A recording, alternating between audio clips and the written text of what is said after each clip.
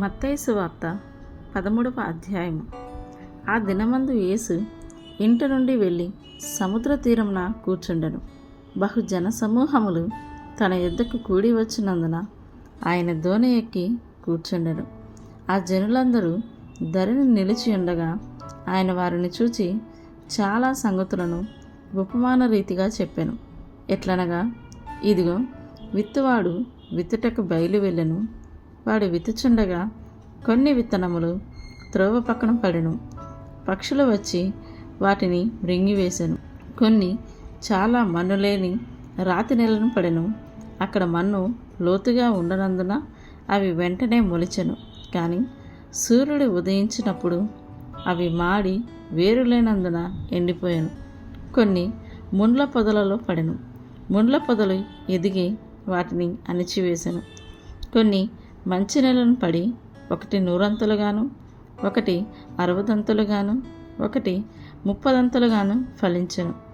చెవులు గలవాడు వినుగాక అని చెప్పెను.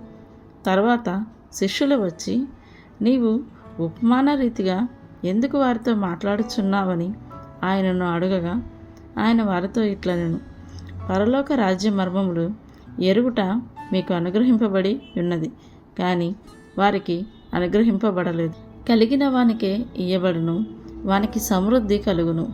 లేని వానికి కలిగినదియు వాని యొద్ద నుండి తీసివేయబడును. మరియు వారు చూచుచుండియు చూడరు, వినుచుండియు వినకయు గ్రహింపకయు నున్నారు. ఇందు నిమిత్తము నేను ఉపమాన రీతిగా వారికి బోధించుచున్నాను. ఈ ప్రజలు కన్నులారా చూచి, చెవులారా విని, హృదయంతో గ్రహించి, మనస్సు త్రిప్పుకొని నా వలన స్వస్థత పొందకున్నట్లు వారి హృదయము క్రొవ్వినది, వారి చెవులు వినుటకు మందములైనవి, వారు తమ కన్నులు మూసుకొని ఉన్నారు కనుక మీరు వినుట మట్టుకు విందురు, కానీ గ్రహింపరు, చూచుట మట్టుకు చూతురు, కానీ ఎంత మాత్రమునో తెలుసుకొనరు అని యెషయా చెప్పిన ప్రవచనము వీరి విషయమై నెరవేరుచున్నది. అయితే మీ కన్నులు చూచుచున్నవి కనుక అవి ధన్యములైనవి, మీ చెవులు వినుచున్నవి కనుక అవి ధన్యములైనవి. అనేక ప్రవక్తలను నీతిమంతులను మీరు చూచి వాటిని చూడగోరియు చూడకపోయిరి, మీరు వినువాటిని వినగోరియు వినకపోయిరని మీతో నిశ్చయంగా చెప్పుచున్నాను. విత్తువాన్ని గూర్చిన ఉపమాన భావము వినుడి. ఎవడైనను రాజ్యమును గూర్చిన వాక్యము విని గ్రహింపకయు ఉండగా దుష్టుడు వచ్చి వాని హృదయములలో విత్తబడిన దాన్ని ఎత్తుకొని పోవును. త్రోవ పక్కను విత్తబడిన వాడు వీడే. రాతి నేలను విత్తబడిన వాడు వాక్యము విని వెంటనే సంతోషంతో దానిని అంగీకరించువాడు. అయితే అతనిలో వేరు లేనందున అతడు కొంతకాలము నిలుచును, కానీ వాక్యము నిమిత్తము శ్రమ అయినను హింస అయినను కలుగగానే అభ్యంతరపడను. ముండ్ల పొదలలో విత్తబడిన వాడు వాక్యము వినువాడే, కానీ ఐహిక విచారమును ధనమోహమును ఆ వాక్యమును అణిచివేయును కనుక వాడు నిష్ఫలుడవును. మంచి నెలను విత్తబడిన వాడు వాక్యము విని గ్రహించువాడు.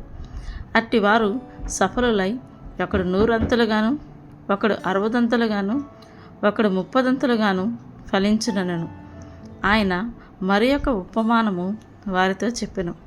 ఏమనగా, పరలోక రాజ్యము తన పొలములో మంచి విత్తనము విత్తిన ఒక మనుష్యుని పోలి ఉన్నది.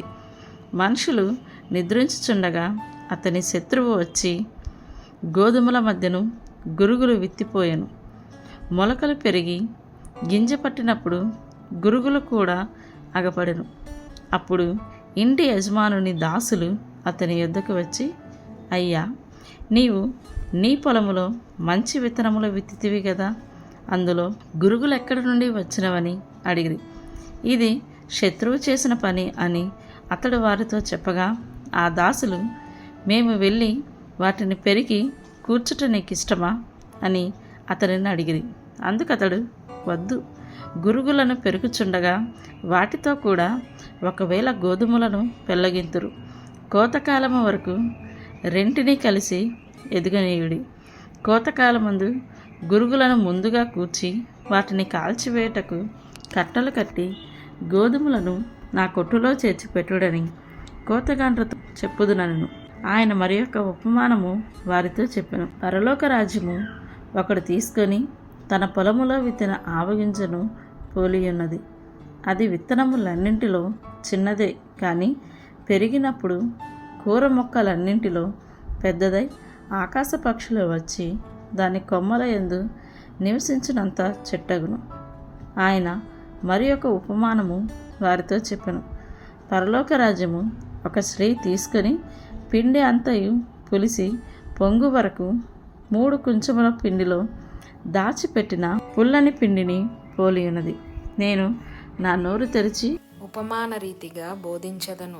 లోకం పుట్టినది మొదలుకొని మరుగు చేయబడిన సంగతులను తెలియజెప్పుదును అని ప్రవక్త చెప్పిన మాట నెరవేరునట్లు యేసు ఈ సంగతులన్నింటినీ జనసమూహములకు ఉపమాన రీతిగా బోధించెను. ఉపమానము లేక వారికేమీ బోధింపలేదు. అప్పుడు ఆయన జనసమూహములను పంపివేసి ఇంటిలోనికి వెళ్ళగా ఆయన శిష్యులు ఆయన యుద్ధకు వచ్చి పొలములోని గురుగులను గూర్చిన ఉపమాన భావము మాకు తెలియజెప్పమన్నది.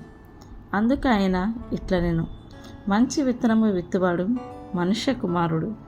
పొలము లోకము. మంచి విత్తనములు రాజ్య సంబంధులు, గురుగులు దుష్టుని సంబంధులు. వాటిని విత్తిన శత్రువు అపవాది. కోత యుగ సమాప్తి. కోత కోయివారు దేవదూతలు. గురుగులు ఎలాగూ కూర్చబడి అగ్నిలో కాల్చివేయబడునో అలాగే యుగ సమాప్తి యందు జరుగును. మనుష్య కుమారుడు తన దూతలను పంపును. వారు ఆయన రాజ్యములో నుండి ఆటంకములకు సకలమైన వాటిని దుర్నీతి పరులను సమకూర్చి అగ్నిగుండములో పడవేయుదురు. అక్కడ ఏడ్పును పండ్లు కొరుకుటయును ఉండును. అప్పుడు నీతిమంతులు తమ తండ్రి రాజ్యములో సూర్యుని వలె తేజరిల్లుదురు. చెవులు గలవాడు వినుగాక. పరలోక రాజ్యము పొలములో దాచబడిన ధనమును పోలి ఉన్నది. ఒక మనుషుడు దాన్ని కనుగొని దాచిపెట్టి అది దొరికిన సంతోషముతో వెళ్ళి తనకు కలిగినదంతయు అమ్మి ఆ పొలమును కొనును. మరియు పరలోక రాజ్యము మంచి ముత్యములను కొనవెదుకుచున్న వర్తకుని పోలి ఉన్నది. అతడు అమూల్యమైన ఒక ముత్యమును కనుగొని పోయి తనకు కలిగినదంతయు అమ్మి దాన్ని కొనును. మరియు పరలోక రాజ్యము సముద్రంలో వేయబడి నానా విధములైన చేపలను పట్టిన వలను పోలి ఉన్నది. అది నిండినప్పుడు దానిని దరికి లాగి కూర్చుండి మంచి వాటిని గంపలలో చేర్చి చెడ్డ వాటిని బయట పారవేయుదురు. అలాగే యుగ సమాప్తి యందు జరుగును. దేవదూతలు వచ్చి నీతిమంతుల నుండి దుష్టులను వేరుపరచి వీరిని అగ్నిగుండములో పడవేయుదురు.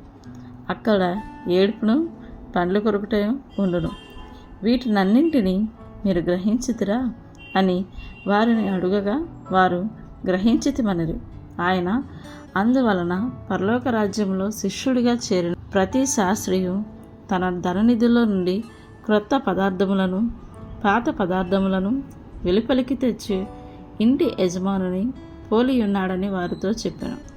యేసు ఈ ఉపమానములు చెప్పి చాలించిన తర్వాత ఆయన అక్కడ నుండి వెళ్ళి స్వదేశమునకు వచ్చి సమాజ మందిరంలో వారికి బోధించుచుండెను. అందువలన వారు ఆశ్చర్యపడి ఈ జ్ఞానమును ఈ అద్భుతములను ఇతనికెక్కడ నుండి వచ్చినవి? ఇతడు వడ్లవాని కుమారుడు కాడా? ఇతని తల్లి పేరు మరియ కాదా? యాకోబు, యోసేపు, సీమోను, యూదా అనువారు ఇతని సోదరులు కారా? ఇతని సోదరిని మనందరూ మనతోనే ఉన్నారు కారా? ఇతనికి ఈ కార్యములన్నీ ఎక్కడి నుండి వచ్చునని చెప్పుకొని ఆయన విషయమై అభ్యంతరపడిరి. అయితే యేసు ప్రవక్త తన దేశములోను తన ఇంటను తప్ప మరి ఎక్కడనైనాను ఘనహీనుడు కాడని వారితో చెప్పెను. వారి అవిశ్వాసమును బట్టి ఆయన అక్కడ అనేకమైన అద్భుతములు చేయలేదు.